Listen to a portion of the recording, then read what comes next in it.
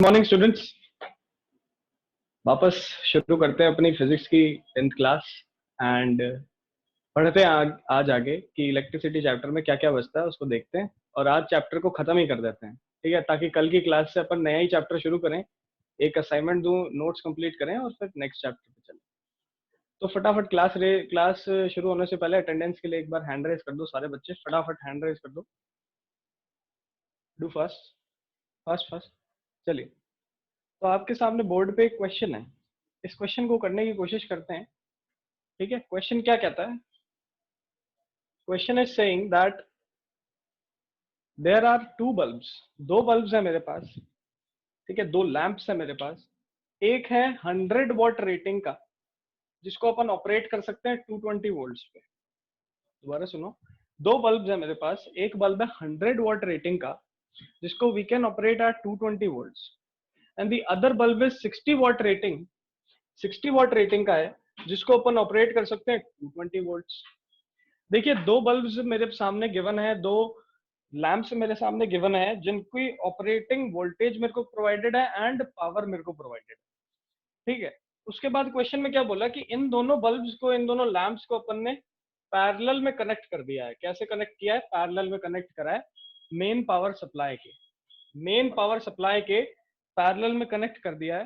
ठीक है, इसके आगे पूछ रहा है what is the drawn, what is the current drawn, current drawn, कितना करंट जो है वो सर्किट से, सर्किट में फ्लो करता है, या फिर पावर सप्लाई कितना करंट सप्लाई कर सकती है इस पूरे सर्किट में, ये अपन से पूछा है। कैसे निकालेंगे बच्चों? देखो ध्यान से, पहले तो डायग्राम बनाना अपन को आना चाहिए। क्वेश्चन के अंदर दे रखा है दो लैंप्स है, तो एक लैंप यहां बना दिया और एक लैंप इसके नीचे बना दिया। क्वेश्चन में ये भी गिवन है कि ये दोनों किसमें, पैरेलल में है। इन दोनों को कनेक्ट कर दिया एक पावर सप्लाई से, एक पावर सप्लाई से, and that power supply is 220 volts, 220 volt की पावर सप्लाई है। कितने वोल्ट की? 220 वोल्ट की।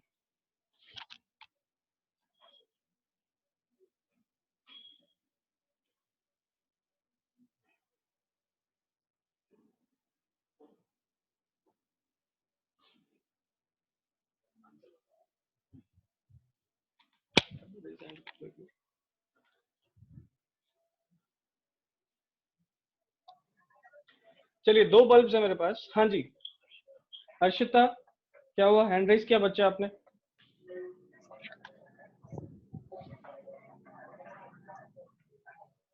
हर्षिता,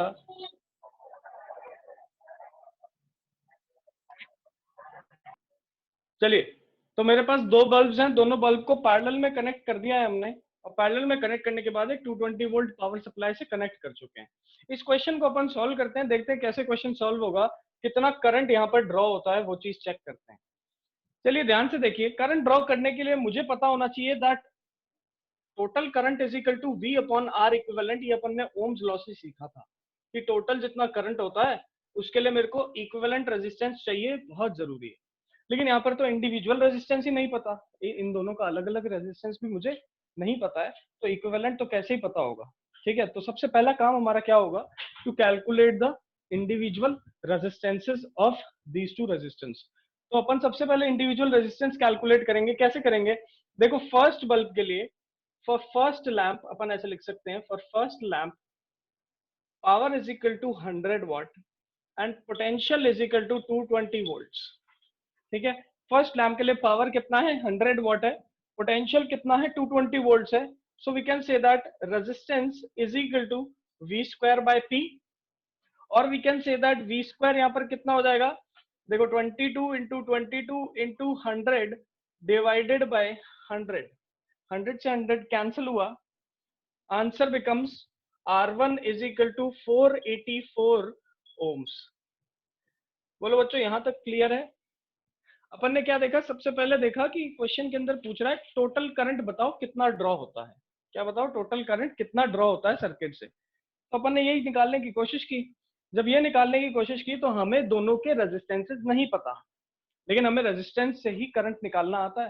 तो अपन ने सबसे पहले क्या फाइंड आउट किया? सबसे पहले ये फाइंड आउट किया that what is the value of resistance for the first bulb, और ऐसे ही अब value of resistance for the second bulb calculate करेंगे। तो देखिए, यहाँ पर लिखेंगे अपन सेकेंड लैंप, और सेकेंड लैंप के लिए भी पावर अपन को गिवन है कितना, 60 what, power is 60 what, potential is 220 volts, potential is 220 volts.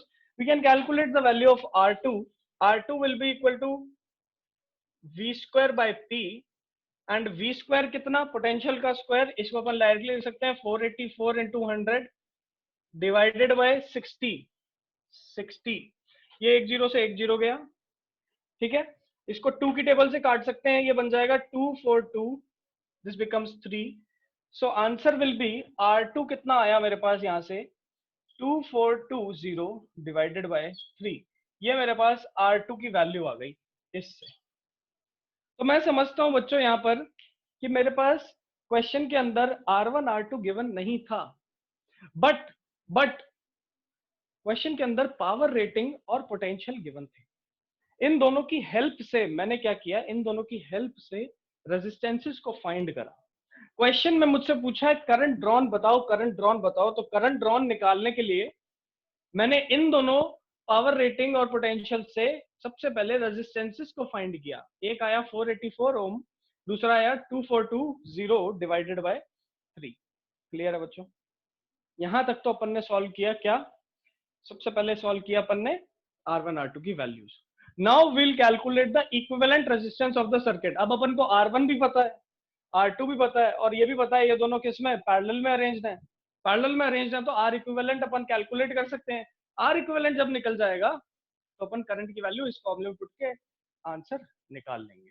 ठीक है, चलिए सॉल्व करते हैं, देखते हैं।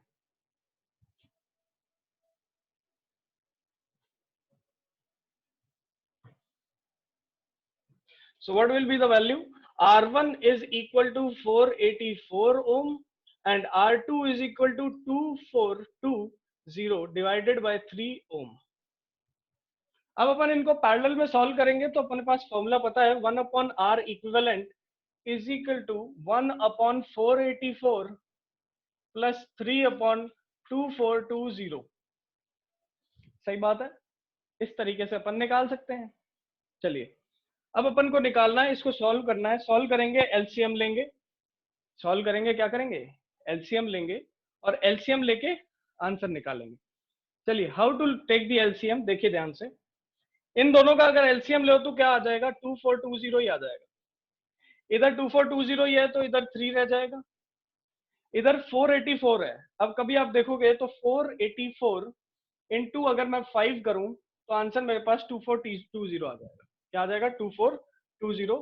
तो डायरेक्टली वी कैन से 484 इंटू 5 टाइम्स क्या देता है, 2420 देता है। तो directly we can say this is 5। Clear? 1 upon R equivalent, R equivalent की वैल्यू वहां से कितनी आ जाती है, 2420 डिवाइडेड बाय 8 ओम। कितनी आ गई, 2420 divided by 8 ohm. Now next, R equivalent अपन को पता चल गया, पोटेंशियल अपन को पता है, करंट अपन को निकालना है। तो डायरेक्टली अब इस फॉर्मूले में पुट कर देंगे, I is equal to potential कितना 220 volts, 220 volts divided by R equivalent कितना है 2420 डिवाइडेड बाय 8 था, तो डिवाइडेड बाय 8 ये ऊपर जाके क्या हो जाएगा, मल्टीप्लीकेशन में, और इसको अपन सॉल्व करेंगे तो मेरे पास टोटल करंट निकल कर आ जाएगा। देखिए बहुत इंपॉर्टेंट क्वेश्चन था, बहुत इंपॉर्टेंट क्वेश्चन था। क्या चीज नहीं गिवन थी, रेजिस्टेंसेस अपन को नहीं गिवन है। रेजिस्टेंसेस अगर अपन को नहीं गिवन है तो अपन को एक चीज देखनी है, पावर रेटिंग और पोटेंशियल तो गिवन है। पावर रेटिंग और पोटेंशियल की हेल्प से अपन कौन सा फॉर्मूला यूज करते हैं, P is equal to V square by R वाला फॉर्मूला यूज करते हैं और आर की वैल्यू कैलकुलेट कर लेते हैं फॉर बोथ द लैंप्स। जैसे ही आर की वैल्यू कैलकुलेट हुई दोनों लैंप्स के लिए, हमें पता है दोनों लैंप्स पैरेलल में कनेक्टेड है, पैरेलल में कनेक्टेड है, तो यहाँ से अपन ने आर इक्विवेलेंट निकाला। आर इक्विवेलेंट निकालने के बाद V is equal to I R में पुट किया और टोटल करंट को फाइंड आउट कर लिया। This is the way to calculate total current in the circuit when only power rating is given to us, when only power rating is given to us। तो I hope बच्चों ये सबको समझ में आया होगा। अपन अब चलते हैं नेक्स्ट क्वेश्चन पे, नेक्स्ट क्वेश्चन को सॉल्व करते हैं। चलिए, ये वीडियोस आपके ऑनलाइन अपलोड हो जाते हैं, ऑनलाइन अपलोड होने के बाद आपको जिस भी प्रॉब्लम जहां पर भी आती है, जहां पर भी आपको लगता है, तो आप उस जगह पे जाइए, उसको पॉज करिए, उसको देखिए। ठीक है, देखने के बाद भी अगर कोई डाउट आता है देन आप मुझे भी अप्रोच कर सकते हैं। मैंने आपको बता रखा है, व्हाट्सएप नंबर आपके ग्रुप पे गिवन है, नंबर आपको टाइम भी पता है कितने बजे कॉल करना है, आप मुझे कॉल करो, आपके डाउट्स में क्लियर कर दूंगा।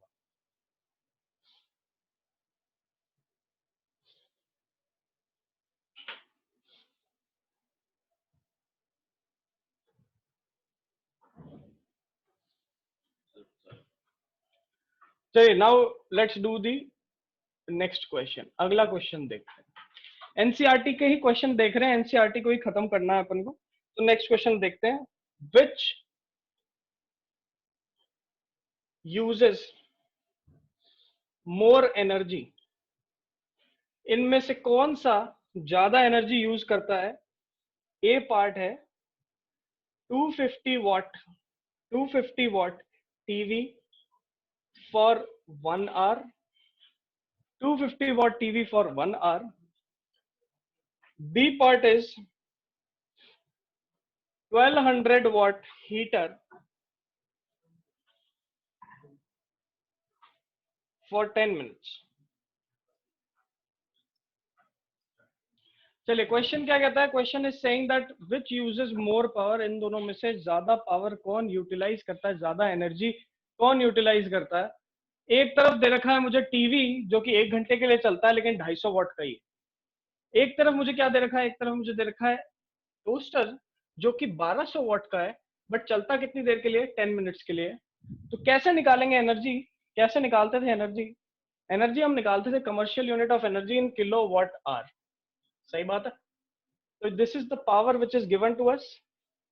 मैं चाहता हूं बच्चों इसका आंसर आप बताओ। ये चीज बहुत ही सिंपल है, आप लोग करके बता सकते हैं। 2 मिनट का टाइम देता हूं, फटाफट सॉल्व करें।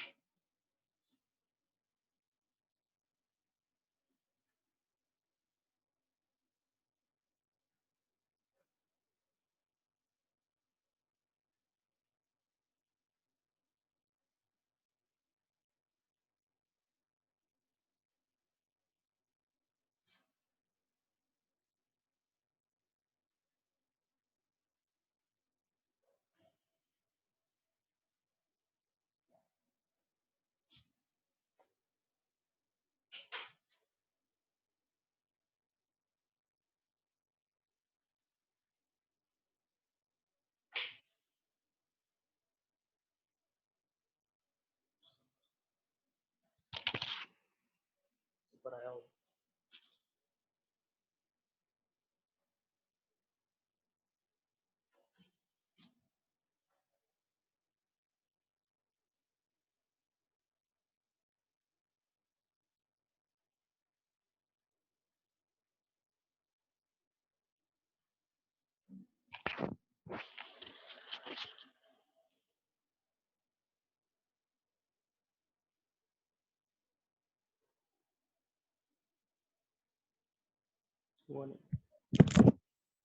Dishita,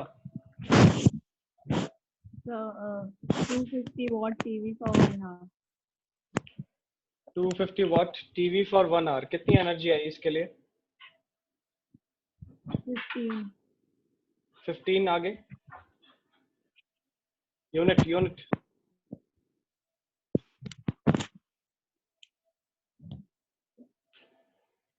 what is the unit? देखिए, इस क्वेश्चन में पावर रेटिंग अपन को कितनी दे रखी है? 250 वॉट दे रखी है। We can write it as 250 watt. 250 watt को अपन डिवाइड कर देंगे 1000 से, 1000 से, तो अपन बोलते हैं कि ये कितना बन जाएगा? 0.25 किलोवाट बन जाएगा। सही बात है। हाँ जी ऋषभ। सर सॉरी सर, मैंने गलत कर दिया क्वेश्चन। गलत कर दिया? ठीक है। Yes sir. चलिए, तो अपन अब इसको सॉल्व करते हैं डायरेक्टली। देखो क्वेश्चन में क्या गिवन है। क्वेश्चन के अंदर एक टीवी गिवन है जिसका वॉट पावर रेटिंग कितना दे रखा है? 250 वॉट दे रखा है। एंड टाइम कितना टाइम के लिए यूज होता है, 1 आवर के लिए, 1 घंटे के लिए यूज होता है। तो अपने पास टाइम भी आगे गिवन है, दैट इज 1 आवर। चलिए इसी तरीके से यहाँ पर चलते हैं, यहाँ पर देखते हैं। तो अगर मैं पावर देखूं, पावर को किलोवाट में कन्वर्ट करें तो this is 1200 watts divided by 1000 कर दूंगा तो दिस विल बिकम्स 1.2 किलोवाट। ठीक है, 1.2 किलोवाट आ गया। एंड कितने टाइम के लिए यूज किया इसको, सिर्फ 10 मिनट्स के लिए यूज किया। 10 मिनट्स के लिए अगर मैंने इसको यूज किया है तो in order to convert 10 minutes into hours, तो अपन क्या करेंगे, 1 घंटे में 60 मिनट होते हैं। 1 घंटे में कितने मिनट होते हैं, 60 मिनट। तो मिनट्स को अगर आवर्स में कन्वर्ट करना है तो 10 डिवाइड बाय 60 कर दूंगा, आंसर किस में आ जाएगा, आवर्स में आ जाएगा। तो 1/6 क्या हो गया यहाँ पर, आवर्स हो गया। एनर्जी के लिए हम जानते हैं पावर इनटू टाइम कर दो, तो एनर्जी के लिए क्या करते हैं, पावर इनटू टाइम।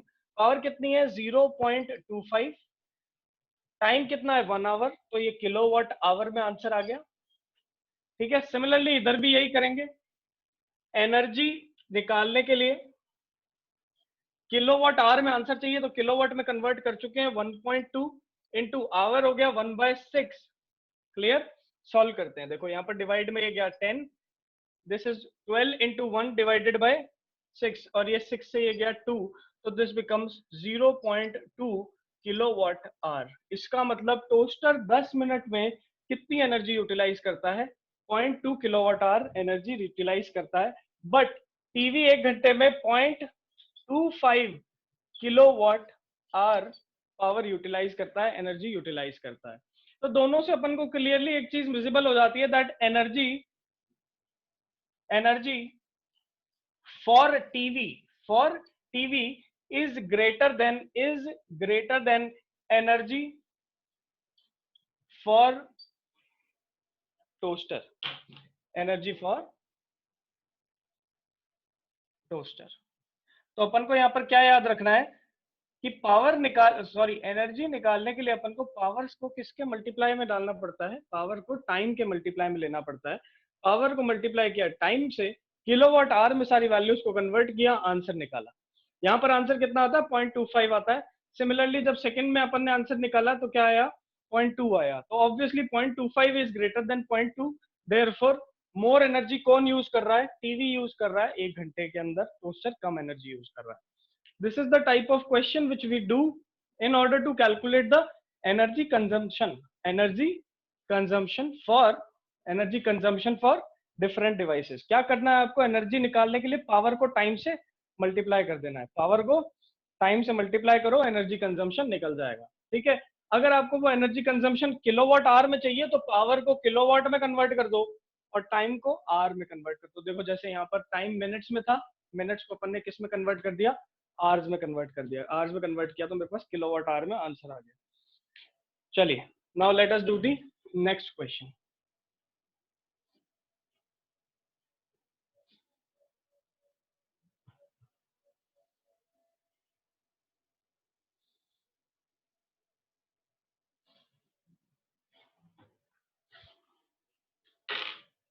एनसीईआरटी का अगला क्वेश्चन अपन सॉल्व करते हैं। जितने बच्चों के पास एनसीईआरटी है आप ओपन करके रखो अपने सामने।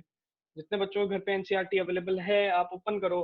देखो क्वेश्चन क्या कह रहा है, एन इलेक्ट्रिक हीटर, क्या कह रहा है, an electric heater of resistance 8 ohm draws 15 ampere from service mains. इसकी बात कभी करते हैं, what is service mains, 2 hours। चलिए आगे पूछ रहा है, कैलकुलेट द रेट एट विच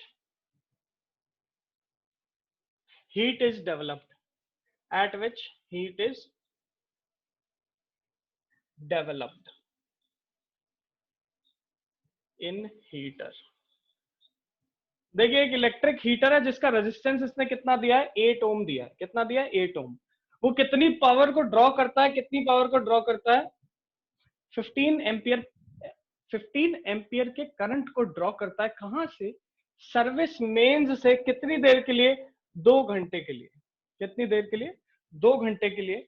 तो फटाफट देखो, ध्यान से देखो, ये क्वेश्चन के अंदर आपसे पूछा क्या? पूछा calculate the rate at which heat is developed. Calculate the rate at which heat is developed.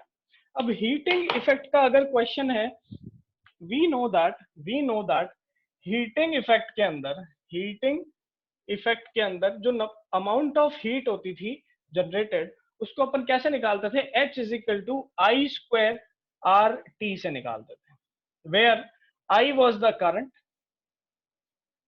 R is the resistance, and T is time in seconds, resistance in ohm and current in ampere।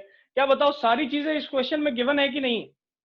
सारी चीजें इस question के अंदर given है। All the things are given to us, time is given to us, resistance is given to us, current is given to us, and what क्या पूछा है अपन से? अपन से ये पूछा है that what is the rate at which heat is developed.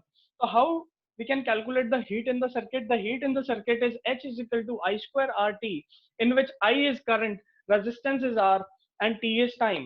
ठीक है, सबके यूनिट्स भी आपको गिवन है, सारी चीजें गिवन है, इजीली अपन ये क्वेश्चन सॉल्व कर सकते हैं। आई होप इस बच्चों इस चीज के अंदर किसी को कोई भी डिफिकल्टी नहीं है। चलिए, किसी को भी अगर इस क्वेश्चन के अंदर डिफिकल्टी है, then I will solve it in the class. Raise your hands फटाफट, अगर किसी को भी इस क्वेश्चन के अंदर डिफिकल्टी है, आई will solve it in class. Good morning sir. Good morning अपेक्षा। सर इसमें बोला है calculate the rate at which heat is developed in heater. Sir rate हाँ तो जी, मतलब हीट अपॉन टाइम होना चाहिए था ना, रेट तो तो मतलब हमें टाइम को हीट के नीचे लाना पड़ेगा। बिल्कुल लाना पड़ेगा। क्वेश्चन में क्या पूछा है? रेट पूछा है ना। Now what is rate? Rate is heat developed. Rate किसके साथ होता है? हमेशा विद रिस्पेक्ट टू टाइम ही होता है। तो फॉर्मूला आपको गिवन है, देखो, heat is equal to I yes sir. Square R T. Yes और नो? तो आपके पास यहाँ पर आपके पास क्या गिवन है? Yes sir. हीट का फॉर्मूला आपको गिवन है, आपको निकालना है heat per unit time which is the rate. क्या हो जाएगा यहाँ से फॉर्मूला?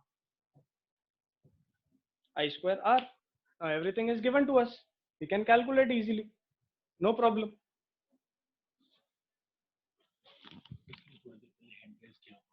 ओपन कर दो।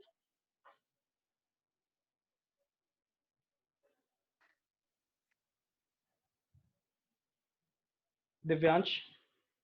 जी सर। हाँ, आपने हैंड रेस किया था, बच्चे बताओ। सर फर्स्ट क्वेश्चन में प्रॉब्लम थी सर। फर्स्ट क्वेश्चन कौन सा? जो पहला पहला क्लास में करवाया था, रेजिस्टेंस वाला, जी सर। बल्ब वाला? जी सर। कोई दिक्कत नहीं, आप मुझे कॉल कर लेना, ठीक है, क्लास के बाद। नहीं सर, बस ये पूछना है उसका answer sir P equals to VI से भी तो निकाल सकते हैं। P is equal to VI। VI से निकाल सकते हैं, बट उसके लिए अपन को क्या चाहिए? Total power of the circuit चाहिए। पहले total power of the circuit निकालना पड़ेगा, उसके बाद P is equal to VI वाला फॉर्मूला लगाना पड़ेगा। Sir clear? लेकिन मैंने अलग अलग निकाला फिर भी आंसर सेम ही आया है। अलग अलग आपने इंडिविजुअल पावर, पहले तो आपने किसके लिए निकाला? फर्स्ट लैंप के लिए। देन आपने किसके लिए निकाला? सेकंड लैंप के लिए। फिर आपने इनको ऐड किया तो क्या निकला? टोटल पावर निकली। मैंने क्या बोला? टोटल पावर निकालनी पड़ेगी, तब पूरे सर्किट के लिए आएगा। एक क्वेश्चन को करने के 3-4 तरीके हो सकते हैं।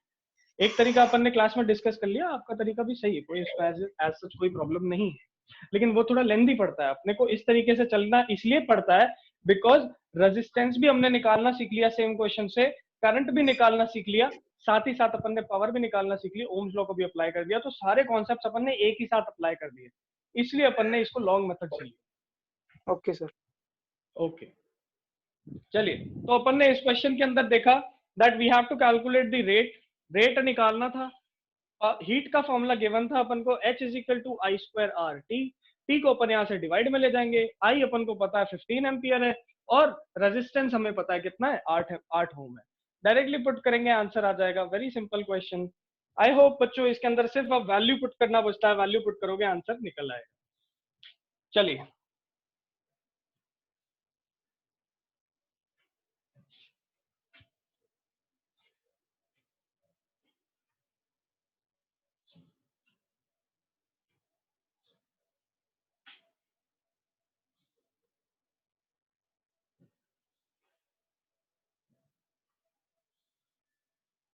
चलिए, now let us move to the last question of the NCERT. NCERT के आखिरी क्वेश्चन पे चलते हैं और उसको सॉल्व करते हैं। एनसीईआरटी के आखिरी क्वेश्चन पे गए तो आखिरी क्वेश्चन दिखा हमें थ्योरेटिकल, एंड थ्योरेटिकल क्वेश्चन में पहला पार्ट क्या कहता है, why is tungsten used, why is tungsten used in electric bulb. भाई टंगस्टन को अपन इलेक्ट्रिक बल्ब में क्यों यूज करते हैं? टंगस्टन को अपन इलेक्ट्रिक बल्ब में इसलिए यूज करते हैं because it is having very high resistance, very high resistance, ठीक है। वेरी हाई रेजिस्टेंस की वजह से इस टंगस्टन फिलामेंट के अंदर हीट बहुत ज्यादा प्रोड्यूस होती है। हीट ज्यादा प्रोड्यूस होने के कारण यहाँ पर रेड हॉटनेस आता है, जिसकी वजह से रेड हॉट होने की वजह से टंगस्टन एमिट करने लगता है लाइट को। किसको? लाइट को। इस वजह से अपन इलेक्ट्रिक बल्ब में टंगस्टन फिलामेंट यूज करते हैं।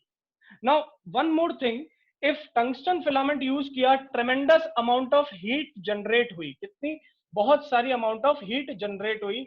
अगर हीट यहाँ पर जनरेट हो रही है, निकल रही है, एमिट हो रही है, तो हो सकता है मेरा जो फिलामेंट है वो मेल्ट कर जाए। हो सकता है वो मेरा जो फिलामेंट है वो क्या कर जाए? मेल्ट कर जाए। उससे बचाने के लिए टंगस्टन यूज करते हैं। तो टंगस्टन का एक और चीज आपको याद रखना है, that tungsten is having a very high melting point. क्या? वेरी हाई मेल्टिंग पॉइंट, ठीक है। अप्रोक्सीमेटली 3300 डिग्री सेल्सियस के आसपास टंगस्टन जाके मेल्ट होता है। बच्चों आपको याद क्या रखना है, दैट क्यों टंगस्टन अपन ने यूज किया। पहली बात तो इसका बहुत बड़ा रेजिस्टेंस होता है, बहुत हाई रेजिस्टेंस होता है, जिसकी वजह से हीटिंग इफेक्ट ऑफ करंट इसमें ज्यादा होता है, जूल्स हीटिंग इसमें ज्यादा होती है, इसके अंदर ज्यादा हीट जनरेट होती है, जिसकी वजह से ये लाइट एमिट करता है। पहली चीज। दूसरी चीज, हीट की वजह से ये पिघल ना जाए, इसीलिए टंगस्टन का मेल्टिंग पॉइंट भी बहुत हाई होता है, अप्रोक्सीमेटली 3300 डिग्री सेल्सियस, मतलब 3300 डिग्री सेल्सियस बहुत ज्यादा होता है, ठीक है। इसका मतलब वो कितनी भी हीट जनरेट करते हैं वो मेल्ट नहीं होता, इसीलिए हम क्या यूज करते हैं? टंगस्टन यूज करते हैं as are filaments in bulbs. तो आई होप बच्चों सबको समझ में आया होगा। किसी को नहीं पता, you can write down these answers, आपके बोर्ड पे लिखे हुए हैं। चलिए, now let us move to the next question. Next question क्या कहता है, why are conductors of electric heating devices such as bread toasters and iron made up of alloy rather than pure metal. भाई हम जब भी heaters, toaster वगैरह इन सब के अंदर वायर्स को यूज करते हैं, कंडक्टर्स को यूज करते हैं, तो हम एलॉयज क्यों यूज करते हैं? Why we use alloys in these? कौन सोच के बता सकता है इसका आंसर? जो भी बताएगा रेज हैंड करके बताओ फटाफट। कौन सोच के बता सकता है? रोनित। सर हाँ जी। सर क्योंकि अलॉय के अंदर डिफरेंट मटेरियल का मिक्सचर होता है और हर एक मटेरियल की अपनी रेजिस्टेंस, पावर और कंडक्टिविटी, मतलब हाई मेल्टिंग पॉइंट होता है। तो उन सबके मिलने से जो अपने पास मटेरियल बनता है which we can call as alloy, उसका मेल्टिंग पॉइंट बहुत ज्यादा हाई हो जाता है क्योंकि अलग अलग मटेरियल उसके अंदर यूज हुए हैं। ठीक है, ठीक है। चलिए, तो इसका मतलब सही है, रोनित ने भी अच्छा आंसर दिया है। नेक्स्ट सर, किसी और को ओपन कर दीजिए। सर एक बार प्लीज क्वेश्चन रिपीट कर दो सर। देखो क्वेश्चन ये है बच्चे कि अपने टोस्टर्स के अंदर, अपने हीटर्स के अंदर, ठीक है, इन सब के अंदर जो वायर्स यूज होती हैं, जैसे हीटर हो गए, टोस्टर हो गया, उसके बाद आयंस हो गई, इन सब मटेरियल्स, इन सब डिवाइसेस के अंदर जो वायर्स यूज हो रहे हैं, जो कंडक्टर्स यूज हो रहे हैं, वो यूजुअली एलॉय के बने होते हैं। किसके बने होते हैं? एलॉय के, ठीक है। एलॉय के क्यों बनते हैं? हम इनको एलॉय का ही क्यों लेते हैं, मेटल्स क्यों नहीं लेते? मतलब मैं मेटल की भी तो वायर्स बना सकता हूँ, मैं कॉपर की भी तो वायर बना सकता हूँ, मैं आयरन की भी तो वायर बना सकता हूँ, लेकिन मैं इन दोनों की नहीं बनाता, मैं कुछ मिक्स करके एलॉय बनाता हूँ और उसकी वायर बनाता हूँ। What is the reason for that? ये मेरा क्वेश्चन है। तनुश्री। क्योंकि सर जो एलॉयज होते हैं वो किसी के साथ भी ऑक्सीडेशन परफॉर्म नहीं करते, इसलिए एलॉयज यूज होते हैं। सही बात है, देखो बिल्कुल बढ़िया, बहुत बढ़िया, बहुत बढ़िया। देखिए होता क्या है कि जब अपन, पहला रीजन तो ये हो गया कि जब अपन एलॉयज क्रिएट करते हैं, एलॉयज क्रिएट करना मतलब मैंने थोड़ा सा टिन ले लिया, थोड़ा सा मैंगनीज ले लिया, थोड़ा सा आयरन ले लिया, थोड़ा सा कॉपर ले लिया, इन सबको मिला दिया और एक नई चीज बना दी, ठीक है। खूब सारे एलिमेंट्स लेकर आया, मिला दिया अलग अलग प्रपोर्शंस में और एक नई चीज बना दी, that is known as alloy. तो इसका मतलब पहली बात तो ये है कि एलॉय क्या होता है, डिफरेंट डिफरेंट एलिमेंट्स का मिक्सचर होता है। इसका मतलब मिक्सचर है, डिफरेंट डिफरेंट एलिमेंट्स का मिक्सचर है, तो हर एलिमेंट की अपनी एक स्पेसिफिक प्रॉपर्टी होती है। उस प्रॉपर्टी का मिक्सचर बना दूंगा, इन सब एलिमेंट्स का एक मिक्सचर बना दूंगा, तो उधर से कॉपर लेकर आया, कॉपर की भी प्रॉपर्टी आ गई साथ में। इधर से आयन लेकर आया, आयन की भी प्रॉपर्टी साथ में आ गई। इधर से टिन लेकर आया, टिन की भी प्रॉपर्टी साथ में आ गई। सबको मिलाया तो जो मिक्सचर बना उसके अंदर आयन की भी प्रॉपर्टी है, कॉपर की भी प्रॉपर्टी है, टिन की भी प्रॉपर्टी है। फर्स्ट इधर रीजन क्या समझ में आ रहा है कि जब मैं एलॉय बनाता हूं तो इसमें मुझे काफी सारे एलिमेंट्स की प्रॉपर्टीज मिल जाती हैं।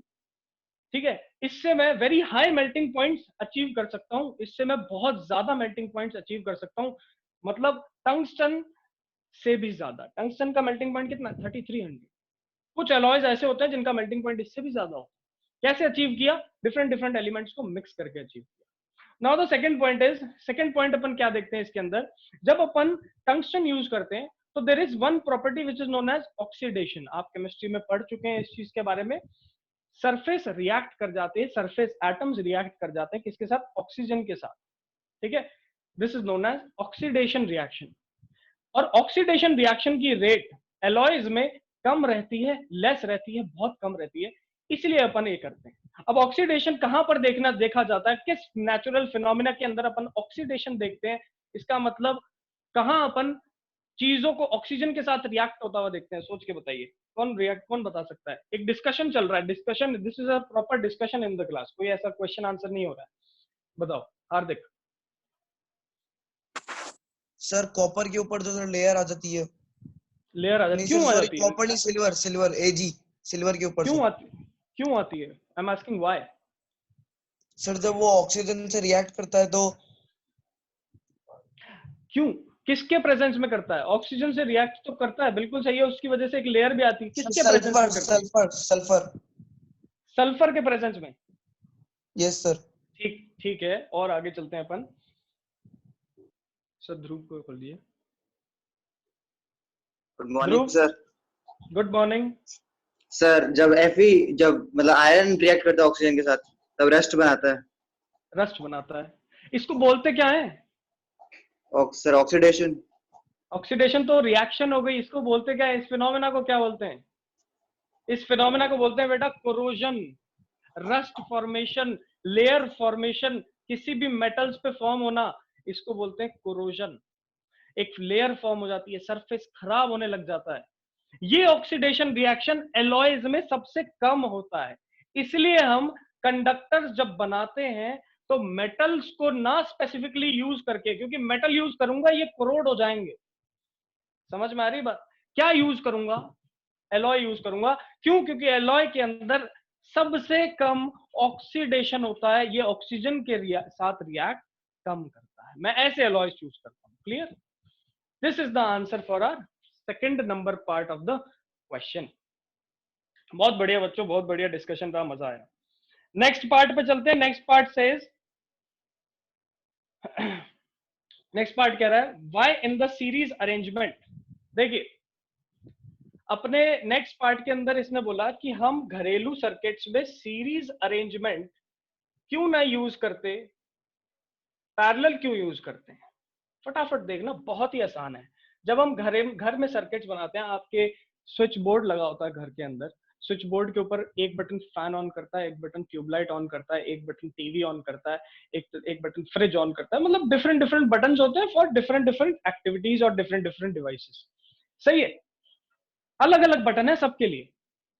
इसका मतलब यहां पर मैंने सबको सीरीज में कनेक्शन नहीं दिया, पैरेलल में कनेक्शन दिया। देखो कैसे, बोर्ड पे देखते हैं, समझते हैं, इसको डीपली अंडरस्टैंड करते हैं क्यों ऐसा किया हमने। देखिए सीरीज में क्यों नहीं लगाते और पैरेलल में क्यों लगाते हैं, देखिए ध्यान से। अगर मैं अपने सारे डिवाइसेस को ऐसे सीरीज में लगा दूंगा, ये मैंने लगा दिया, यहां लगा दिया टीवी, यहां लगा दिया फ्रिज, और इधर लगा दिया मैंने अपना, मान लो कुछ भी हीटर लगा दिया, ठीक है, और इन सबको एक ही पावर सोर्स से कनेक्ट किया और एक की लगा दी, और की लगाते ही इस तरीके से जैसे ही जोड़ूंगा सर्किट में करंट चलना शुरू हो जाएगा। ऐसे ही होता था। अब देखो जैसे ही मैंने सर्किट को ऑफ किया, एक ही स्विच होगा सबके लिए, जैसे ही सर्किट को ऑफ किया तीनों एक साथ क्या हो गए, ऑफ हो गए।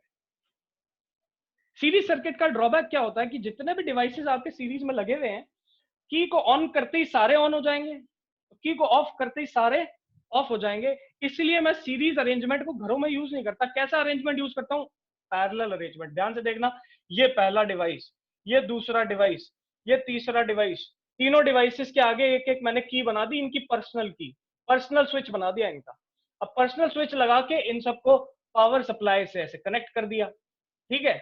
और एक मेन पावर सप्लाई पे स्विच लगा दिया। याद करो अपने घरों में एक मेन बाहर मीटर के पास भी एक है ना एमसीबी होती है जो ट्रिप हो जाती है, सही है। मेन स्विच भी होता है, ये मेन स्विच है। मेन स्विच को ऑन रखा, पावर सप्लाई ये रही। मान लो ये अपना टीवी था, ये फ्रिज था, ठीक है, ये हीटर है, तीनों डिवाइसेस लगा दिए। एक बार जब सीरीज में लगाया था, जैसे ही ऑन करता था तीनों एक साथ ऑन होते थे, ऑफ करता था तीनों एक साथ ऑफ होते थे।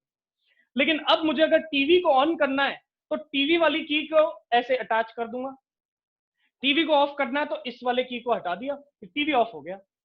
लेकिन अभी भी ये दोनों तो चलते रहेंगे।